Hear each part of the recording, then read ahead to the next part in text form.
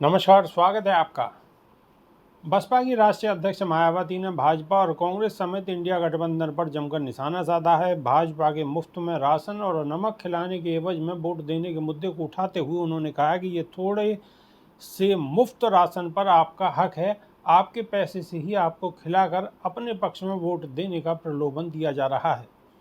मुफ्त देने की बात जो की जा रही है वह आपके टैक्स के पैसे का है। इसीलिए 13 मई को जब वोट डालने जाओ तो सतर्क रहो और बीएसपी को ही वोट करें।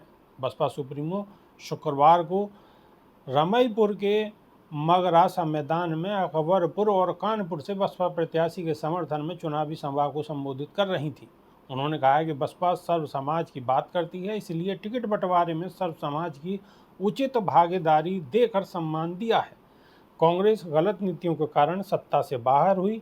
भाजपा के अच्छे दिन के वादे हवा हवाई हैं, जमीन पर कुछ नहीं दिख रहा है। कांग्रेस, भाजपा व दूसरे दल आरक्षण को खत्म करने की दिशा में काम कर रहे हैं। उनकी नीतियों से गरीब किसान और व्यापारी वर्ग परेशान है। भाजपा हिंदुत्व के नाम पर मुस्लिम समाज का उत्पीड़न कर रही है। भाजपा सरकार में दलित और ब्राह्मण समाज का उत्पीड़न हो रहा है। कानपुर में ब्राह्मणों के उत्पीड़न के सबसे अधिक मामले सामने आए हैं, इसलिए भाजपा सत्ता में ब्राह्मण समाज दुखी है। इस बार अगर ईवीएम में गड़बड़ी नहीं हुई तो परिणाम अच्छे आएंगे। भाजपा सत्ता में नहीं आएगी। इनसे चहेते पूंजीपतियों को इन्होंने लाभ पहुंचाया है। जो इनके चहेते पूंजीपति हैं वो मालामाल है। बसपा कार्यकर्ताओं के सहयोग से चलती है। आप देख रहे हैं किसने कितना पैसा अडानी और अंबानी से लिया है। भाजपा, कांग्रेस व दूसरे दल पूंजीपतियों और उद्योगपतियों को राज्यसभा, विधान परिषद भेजते हैं।